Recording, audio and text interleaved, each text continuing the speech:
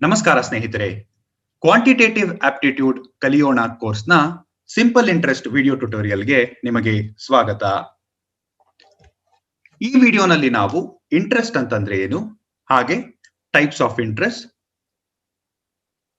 ಅದರಲ್ಲೂ ಸ್ಪೆಸಿಫಿಕ್ ಆಗಿ simple interest ಅಂತಂದ್ರೆ ಏನು, ಅದನ್ನ ಹೇಗೆ ಕ್ಯಾಲ್ಕುಲೇಟ್ ಮಾಡ್ತೀವಿ, ಹಾಗೆ ಕಾಂಪಿಟೇಟಿವ್ ಎಕ್ಸಾಮ್ಸ್ ನ ದೃಷ್ಟಿಯಿಂದ ಕೆಲವೊಂದಷ್ಟು ಸಿಂಪಲ್ ಇಂಟ್ರೆಸ್ಟ್ ಪ್ರಾಬ್ಲಮ್ಸ್ ಅನ್ನ ಸಾಲ್ವ್ ಮಾಡ್ತೀವಿ.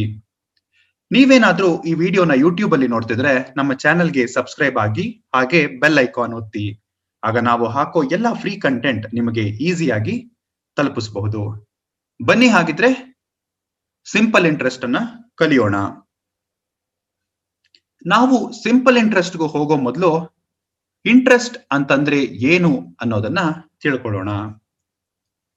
ನಾವು ನಮ್ಮ ಹಣವನ್ನ ಬ್ಯಾಂಕ್ ನಲ್ಲಿ ಡೆಪಾಸಿಟ್ ಮಾಡಿದಾಗ ಕೆಲವು ತಿಂಗಳುಗಳ ನಂತರ ಅಥವಾ ವರ್ಷಗಳ ನಂತರ ನಮಗೆ ಬ್ಯಾಂಕ್ನವರು ಆ ದುಡ್ಡನ್ನ ವಾಪಸ್ ಕೊಡುವಾಗ ನಾವು ಇಟ್ಟಷ್ಟೇ ಹಣವನ್ನ ಕೊಡೋದಿಲ್ಲ, ಅದಕ್ಕೆ ಬಡ್ಡಿಯನ್ನ ಸೇರಿಸಿ ನಮಗೆ ಹಣವನ್ನ ವಾಪಸ್ ಮಾಡ್ತಾರೆ. ಆ ಬಡ್ಡಿಯನ್ನ ನಾವು ಇಂಟ್ರೆಸ್ಟ್ ಅಂತ ಕರಿತೀವಿ. ನಾವು ಕೊಡುವಾಗ ಅಮೌಂಟ್, ಪ್ರಿನ್ಸಿಪಲ್ ಅಮೌಂಟ್ ಅನ್ನ ಬ್ಯಾಂಕ್ ಅಲ್ಲಿ ಡೆಪಾಸಿಟ್ ಮಾಡಿದ್ರೆ ಅವರು ನಮಗೆ ವಾಪಸ್ ಕೊಡುವಾಗ ಪ್ರಿನ್ಸಿಪಲ್ ನ ಜೊತೆ ಇಂಟ್ರೆಸ್ಟ್ ಅನ್ನು ಸೇರಿಸಿ ವಾಪಸ್ ಕೊಡ್ತಾರೆ.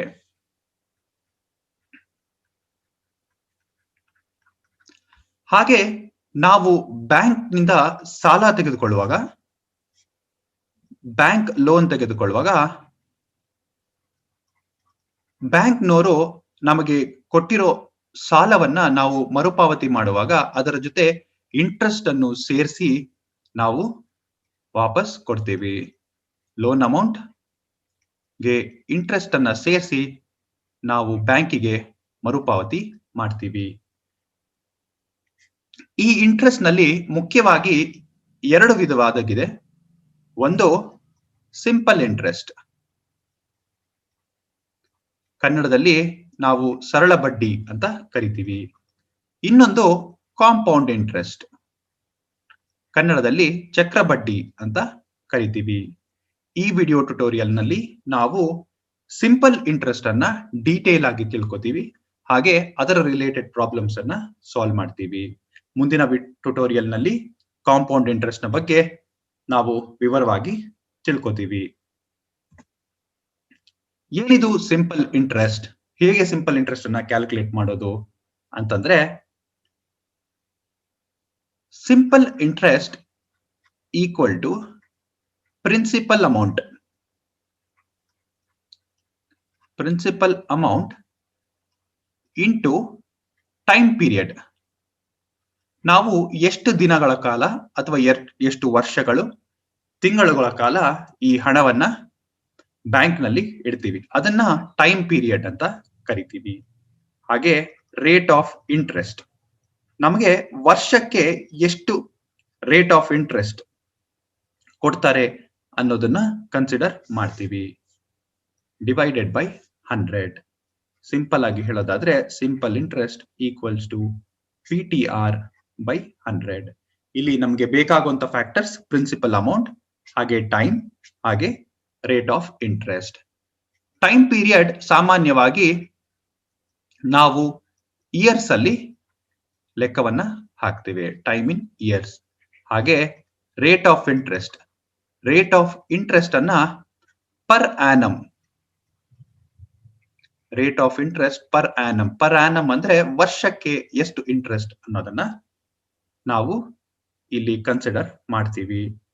ಸಪೋಸ್ ನಮ್ಮ ಪ್ರಿನ್ಸಿಪಲ್ ಅಮೌಂಟ್ 100 ರೂಪೀಸ್ ಆಗಿದ್ರೆ, ನಾವೊಂದು ಬ್ಯಾಂಕ್ ನಲ್ಲಿ 100 ರೂಪೀಸ್ ಅನ್ನ ಡೆಪಾಸಿಟ್ ಮಾಡಿದ್ರೆ ಒಂದು ವರ್ಷ time period, 1 year time period deposit ಮಾಡಿ ರೇಟ್ ಆಫ್ ಇಂಟ್ರೆಸ್ಟ್ 10% ಆದ್ರೆ ನಮಗೆ ಸಿಂಪಲ್ ಇಂಟ್ರೆಸ್ಟ್ ಎಷ್ಟಾಗುತ್ತೆ ಅಂತಂದ್ರೆ 100 ರೂಪಾಯಿ ಒಂದು ವರ್ಷಕ್ಕೆ, 10% ಪರ್ ಆನಮ್ 10 ಅಂತ ಕೊಟ್ಟು divide by 100 100 100.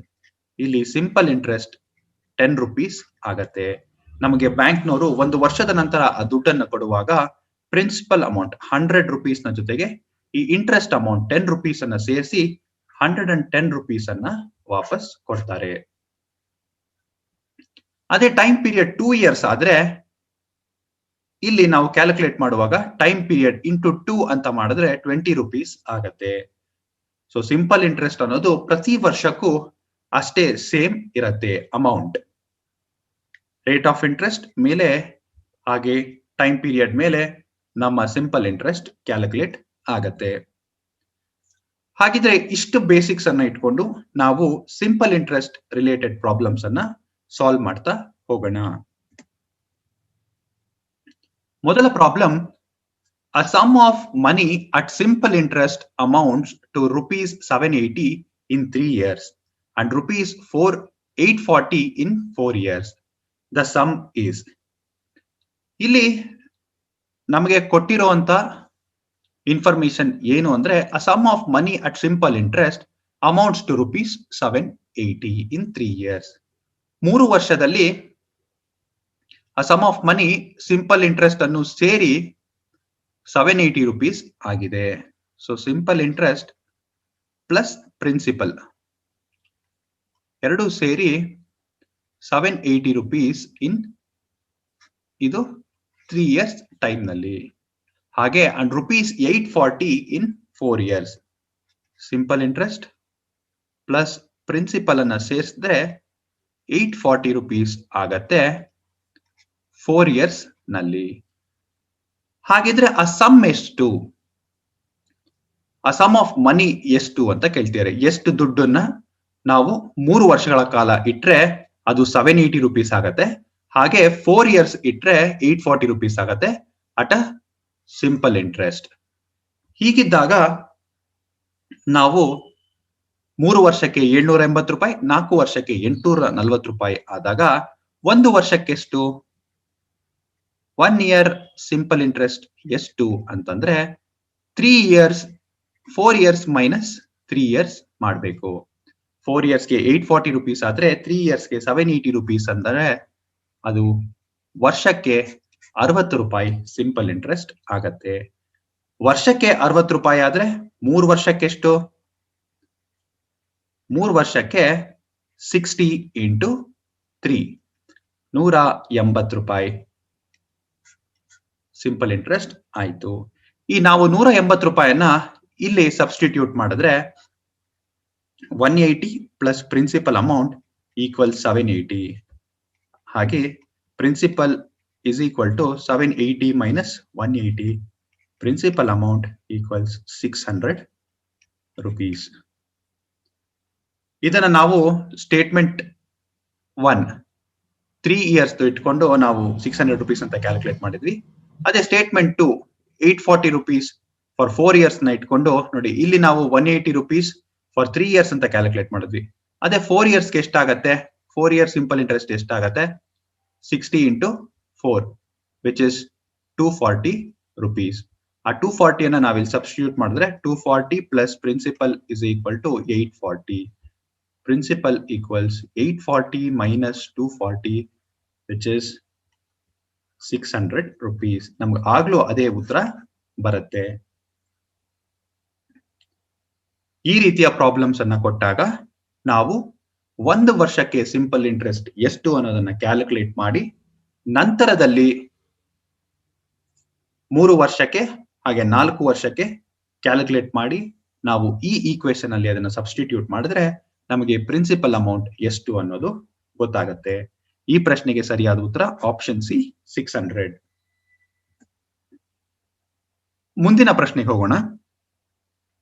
How much time will it take for an amount of rupees 900 to yield rupees 162 as interest at 9% per annum simple interest. ಇಲ್ಲಿ ನಮಗೆ ಪ್ರಿನ್ಸಿಪಲ್ ಅಮೌಂಟ್ rupees 900 ಅಂತ ಕೊಟ್ಟಿದ್ದಾರೆ. ಹಾಗೆ ಸಿಂಪಲ್ ಇಂಟ್ರೆಸ್ಟ್ rupees 162 ಅಂತಾನು ಕೊಟ್ಟಿದ್ದಾರೆ. ಹಾಗೆ rate of interest 9% per annum ಅನ್ನೋದನ್ನು ಹೇಳಿದ್ದಾರೆ. ಆದ್ರೆ ನಾವು ಇಲ್ಲಿ ಕಂಡು ಹಿಡಿಬೇಕಿರೋದು ಹೌ ಮಚ್ ಟೈಮ್ ಪೀರಿಯಡ್ ಎಷ್ಟು. ನಾವು ಎಷ್ಟು ವರ್ಷಗಳ ಕಾಲ ಈ 900 rupees ಅನ್ನ ಡೆಪಾಸಿಟ್ ಮಾಡಿ 9% ರೇಟ್ ಆಫ್ ಇಂಟ್ರೆಸ್ಟ್ ಅಲ್ಲಿ ಪ್ರತಿ ವರ್ಷಕ್ಕೆ ತಗೊಂಡ್ರೆ ನಮಗೆ 162 ರೂಪಾಯಿ ಸಿಂಪಲ್ ಇಂಟ್ರೆಸ್ಟ್ ಸಿಗತ್ತೆ ಅನ್ನೋದನ್ನ ಕೇಳಿದ್ದಾರೆ. ಹಾಗಿದ್ರೆ ನೋಡಿ, ಸಿಂಪಲ್ ಇಂಟ್ರೆಸ್ಟ್ ಗೆ ಒಂದೇ formula, simple interest equals to PTR/100. ಇಷ್ಟಿದ್ರೆ ಸಾಕು, ನಾವು ಯಾವುದೇ ಸಿಂಪಲ್ ಇಂಟ್ರೆಸ್ಟ್ ಪ್ರಾಬ್ಲಮ್ಸ್ ಅನ್ನ ಸಾಲ್ವ್ ಮಾಡಬಹುದು. ನಮ್ಗೆ ಇಲ್ಲಿ ಗೊತ್ತಿರೋದು ಸಿಂಪಲ್ ಇಂಟ್ರೆಸ್ಟ್ 162 ಕೊಟ್ಟಿದ್ದಾರೆ, ಪ್ರಿನ್ಸಿಪಲ್ ಅಮೌಂಟ್ 900, ಟೈಮ್ ಗೊತ್ತಿಲ್ಲ, ಕಂಡು ಹಿಡಿಬೇಕು, ಅದನ್ನ ಹಾಗೆ ಇಟ್ಕೋತೀನಿ. Rate of interest 9% per annum, ಇಲ್ಲಿ 100 ಅಂತ ಕೊಟ್ಟಿದ್ದಾರೆ.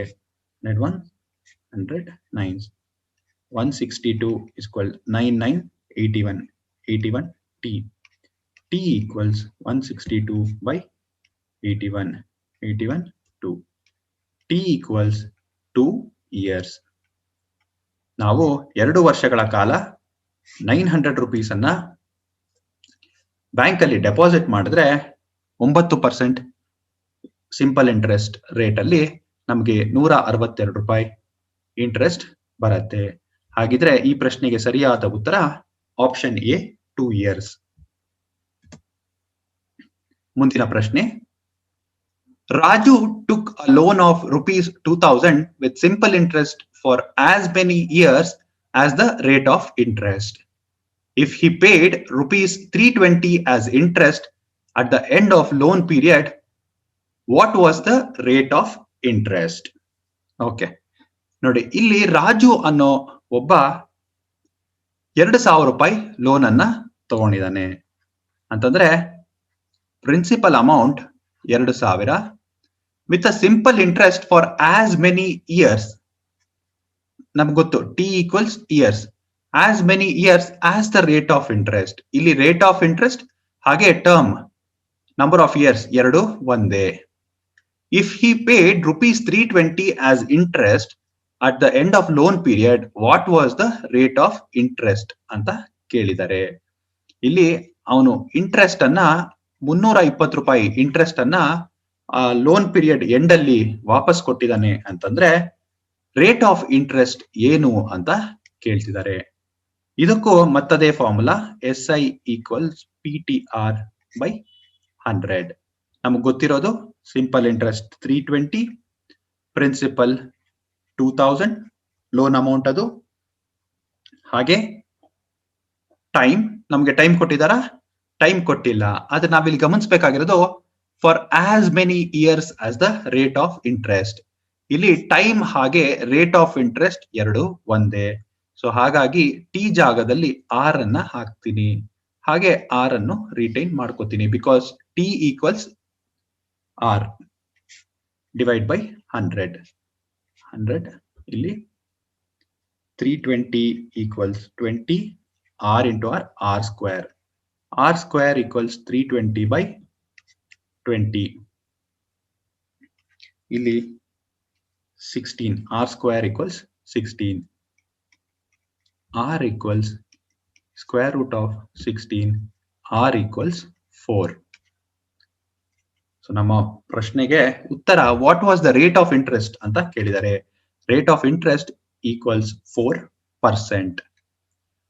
ಟೈಮ್ ಪೀರಿಯಡ್ ಹಾಗೆ ರೇಟ್ ಆಫ್ ಇಂಟ್ರೆಸ್ಟ್ ಸೇಮ್ ಅಂತ ಹೇಳಿದ್ದಾರೆ. ಸೊ ಹಾಗಾಗಿ ನಾವಿಲ್ಲಿ ಟಿ ಜಾಗದಲ್ಲಿ ಆರ್ ಅನ್ನ ಸಬ್ಸ್ಟಿಟ್ಯೂಟ್ ಮಾಡಿ ಆರ್ ಸ್ಕ್ವೇರ್ ಅಂತ ತಗೊಂಡು ಕ್ಯಾಲ್ಕುಲೇಟ್ ಮಾಡಿ ನಂತರದಲ್ಲಿ ಆರ್ ಅನ್ನ ಕಂಡುಹಿಡಿತೀವಿ. ಆರ್ ಅಂದ್ರೆ rate of interest per annum, ವರ್ಷಕ್ಕೆ 4% ಬಡ್ಡಿಯಂತೆ.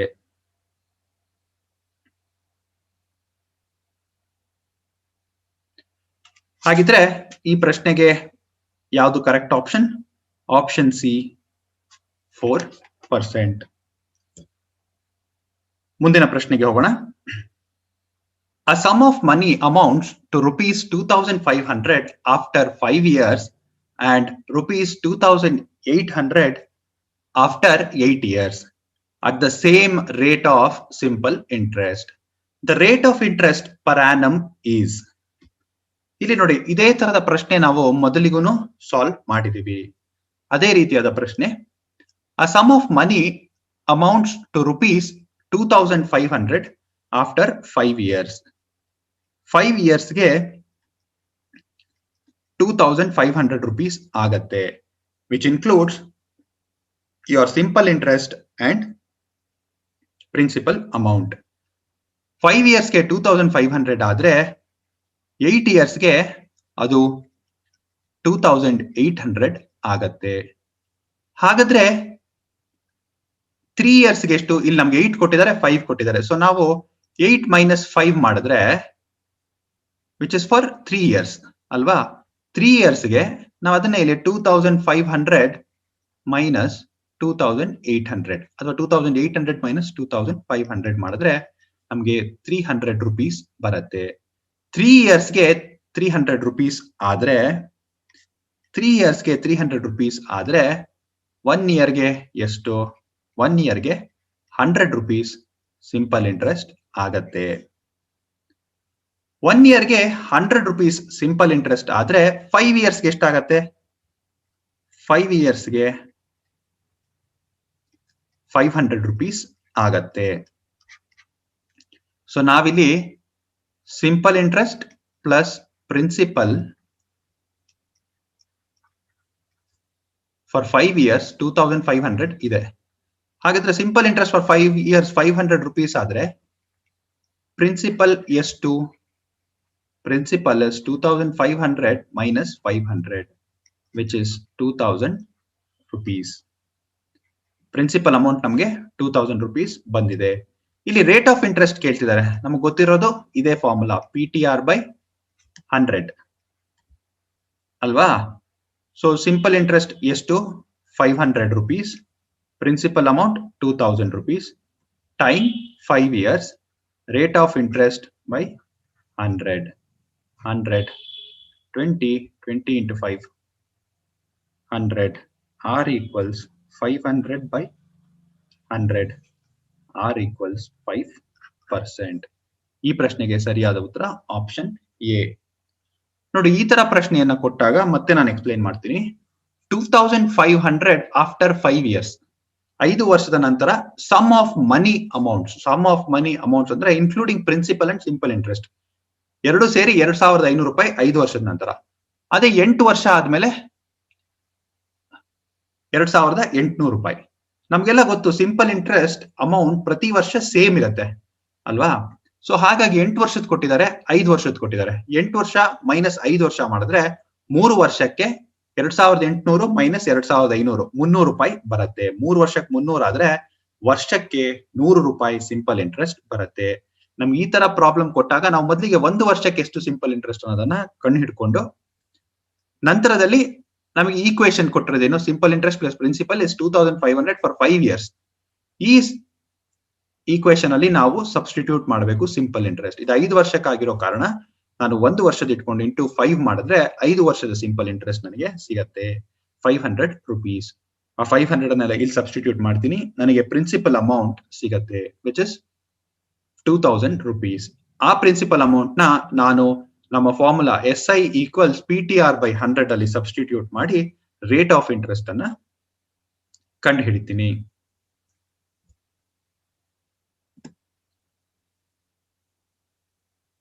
ಮುಂದಿನ ಪ್ರಶ್ನೆ, what will be the ratio of simple interest earned by certain amount at the same rate of interest for 8 years and that of 12 years? Okay, ಈ ಪ್ರಶ್ನೆ ಬಹಳ simple. ನೋಡೋದಕ್ಕೆ ಇದೇನೋ ratio ಕೇಳ್ತಿದ್ದಾರೆ, ಕಷ್ಟ ಇರಬಹುದಾ? ಇಲ್ಲಿ ಪ್ರಿನ್ಸಿಪಲ್ ಕೊಟ್ಟಿಲ್ಲ ನಮಗೆ, ಅಥವಾ ಸಿಂಪಲ್ ಇಂಟ್ರೆಸ್ಟ್ ಕೊಟ್ಟಿಲ್ಲ, ರೇಟ್ ಆಫ್ ಇಂಟ್ರೆಸ್ಟ್ ಕೊಟ್ಟಿಲ್ಲ, ಏನಿದು, ಯಾವ ತರ ಕಂಡು ಹಿಡಿಯೋದು ಅಂತ ಕನ್ಫ್ಯೂಸ್ ಮಾಡ್ಕೊಳ್ಳೋ ಅವಶ್ಯಕತೆ ಇಲ್ಲ. ಬಹಳನೇ ಸಿಂಪಲ್ ಪ್ರಾಬ್ಲಮ್ ಇದು. What will be the ratio of simple interest earned by a certain amount at the same rate of interest for 8 years and that of 12 years? ನಾವು ಇಲ್ಲಿ 2 ಕ್ಯಾಲ್ಕುಲೇಟ್ ಮಾಡಬೇಕು. ಒಂದು ಸಿಂಪಲ್ ಇಂಟ್ರೆಸ್ಟ್ ಒಂದು ಸರ್ಟೆನ್ ಅಮೌಂಟ್ಗೆ same rate of interest 8 ವರ್ಷಕ್ಕಾದ್ರೆ ಎಷ್ಟು, 12 ವರ್ಷಕ್ಕಾದ್ರೆ ಎಷ್ಟು. ಇಲ್ಲಿ ಇಯರ್ ಮಾತ್ರ ಚೇಂಜ್ ಆಗಿದೆ. ಸೊ ಹಾಗಾಗಿ ಸಿಂಪಲ್ ಇಂಟ್ರೆಸ್ಟ್ 1 ಇದು 8 years ಕಂಡು ಹಿಡಿತೀನಿ. PTR P ಸೇಮ್ ಇರುತ್ತೆ, time period 8 years, R rate of interest ಕೂಡ ಸೇಮ್ ಇರುತ್ತೆ, ಡಿವೈಡೆಡ್ ಬೈ 100. ಇದು 8 ವರ್ಷಕ್ಕಾದ್ರೆ 12 ವರ್ಷಕ್ಕೆ P into 12 PTR T type ಇದರಲ್ಲಿ 12 ಇಯರ್ಸ್ ಅಂತ ಹಾಕ್ತೀನಿ. PTR by 100. ನಮಗೆ ಕೇಳಿರೋದು what will be the ratio of simple interest earned by certain amount for 8 years and 12 years ಅಂತ ಕೇಳಿದಾಗ ನಮಗೆ ಕೇಳಿರೋದು SI1 ಇಷ್ಟು SI2 ಅಂತ ಕೇಳಿದ್ದಾರೆ. SI1 ಇಷ್ಟು SI2 ಮಾಡುವಾಗ SI1 ಡಿವೈಡೆಡ್ ಬೈ SI2 ಮಾಡಿದ್ರೆ ಇವೆರಡನ್ನ ಡಿವೈಡ್ ಮಾಡಿದ್ರೆ ನಮಗೆ ಸಿಗೋದು 100 ಕ್ಯಾನ್ಸಲ್ ಆಗತ್ತೆ. PP ಯಾಕಂದ್ರೆ PP ಸೇಮ್ ಇರುತ್ತೆ, ಪ್ರಿನ್ಸಿಪಲ್ ಅಮೌಂಟ್ ಎರಡರಲ್ಲೂ ಸೇಮ್, ರೇಟ್ ಆಫ್ ಇಂಟ್ರೆಸ್ಟ್ ಕೂಡ ಸೇಮ್ ಇರುತ್ತೆ. ಹಾಗಾಗಿ ನಮಗೆ ಸಿಗೋದು 8/12. 4 ಇಂದ ನಾವು ಇದನ್ನ ಮಾಡಿದ್ರೆ 2, 3 ನಮಗೆ ಸಿಗುವಂತದ್ದು 2:3. ಇದಕ್ಕೆ ಸರಿಯಾದ ಉತ್ತರ ಆಪ್ಷನ್ ಬಿ 2:3. ಇಲ್ಲಿ ನೋಡಿ, ಸರ್ಟೆನ್ ಅಮೌಂಟ್ ಅಂದ್ರೆ ಒಂದು ಪರ್ಟಿಕ್ಯುಲರ್ ಅಮೌಂಟ್ ಸೇಮ್ ಇರುತ್ತೆ, 8 ವರ್ಷ ಹಾಗೆ 12 ವರ್ಷ. ಇಲ್ಲಿ only difference is time period. So ಆ ಟೈಮ್ ಪೀರಿಯಡ್ ನ ರೇಷಿಯೋದಲ್ಲಿ SI1 ಹಾಗೆ SI2 ಇರುತ್ತೆ. ಅದೇ ನಮ್ಗೆ ಇಯರ್ ಜಾಗದಲ್ಲಿ ರೇಟ್ ಆಫ್ ಇಂಟ್ರೆಸ್ಟ್ ಕೊಟ್ಟು ಸೇಮ್ ಇಯರ್ ಅಂತ ಕೇಳಿದ್ರೆ ಆಗ ಎಷ್ಟು ರೇಷಿಯೋ ಇರುತ್ತೆ ಸಿಂಪಲ್ ಇಂಟ್ರೆಸ್ಟ್ ಅರ್ನ್ಡ್ ಅಂದ್ರೆ ನಾವು ಆಗ್ಲೂ ಹೀಗೆ ಮಾಡಬೇಕು. ಟೈಮ್ ಪೀರಿಯಡ್ ಬದಲು ರೇಟ್ ಆಫ್ ಇಂಟ್ರೆಸ್ಟ್ ಅನ್ನ ಸಬ್ಸ್ಟಿಟ್ಯೂಟ್ ಮಾಡಿ ರೇಷಿಯೋಸ್ ಅನ್ನ ಕ್ಯಾಲ್ಕುಲೇಟ್ ಮಾಡಬೇಕು. ನಮಗೆ ಸಿಂಪಲ್ ಇಂಟ್ರೆಸ್ಟ್ ಕ್ಯಾಲ್ಕುಲೇಟ್ ಮಾಡೋದಕ್ಕೆ ಬಹಳ ಮುಖ್ಯವಾಗಿರುತ್ತಾ ಒಂದೇ ಒಂದು ಫಾರ್ಮುಲಾ ಅಂತಂದ್ರೆ simple interest equals PTR by 100. ಇಲ್ಲಿ P ಅಂದ್ರೆ ಪ್ರಿನ್ಸಿಪಲ್ ಅಮೌಂಟ್, R ಅಂದ್ರೆ rate of interest per annum ನೇ ನಾವಿಲ್ಲಿ ಕನ್ಸಿಡರ್ ಮಾಡಬೇಕು. ಟೈಮ್ ಅಂದ್ರೆ time in years. Time in years ಅನ್ನ ಸಬ್ಸ್ಟಿಟ್ಯೂಟ್ ಮಾಡಿ ಸಿಂಪಲ್ ಇಂಟ್ರೆಸ್ಟ್ ಅನ್ನ ಕ್ಯಾಲ್ಕುಲೇಟ್ ಮಾಡಬೇಕು. ನೀವು ನಮ್ಮ ವೆಬ್ಸೈಟ್ kaliona.com ನ ವಿಸಿಟ್ ಮಾಡಿದ್ರೆ ಈ ತರ ಕೋರ್ಸಸ್ ಜೊತೆಗೆ ಕ್ವಿಜಸ್ ಹಾಗೆ ಇಂಟರಾಕ್ಟಿವ್ ಡಿಸ್ಕಷನ್ಸ್ ಕೂಡ ಅಲ್ಲಿ ಇರುತ್ತೆ. ಈ ವಿಡಿಯೋ ನಿಮ್ಗೆ ಇಷ್ಟ ಆಗಿದ್ರೆ ಲೈಕ್ ಮಾಡಿ, ಹಾಗೆ ನಿಮ್ಮ ಡೌಟ್ಸ್ ಏನೇ ಇದ್ರೂ ಕಮೆಂಟ್ ಮಾಡಿ. ಈ ವಿಡಿಯೋನ ನಿಮ್ ಫ್ರೆಂಡ್ಸ್ ಜೊತೆ ಶೇರ್ ಮಾಡೋದು ಮರಿಬೇಡಿ. ಹಾಗೆ ನಮ್ಮ ಯೂಟ್ಯೂಬ್ ಚಾನೆಲ್ ಕಲಿಯೋಣಾಗೆ ಸಬ್ಸ್ಕ್ರೈಬ್ ಆಗಿ. ಧನ್ಯವಾದಗಳು.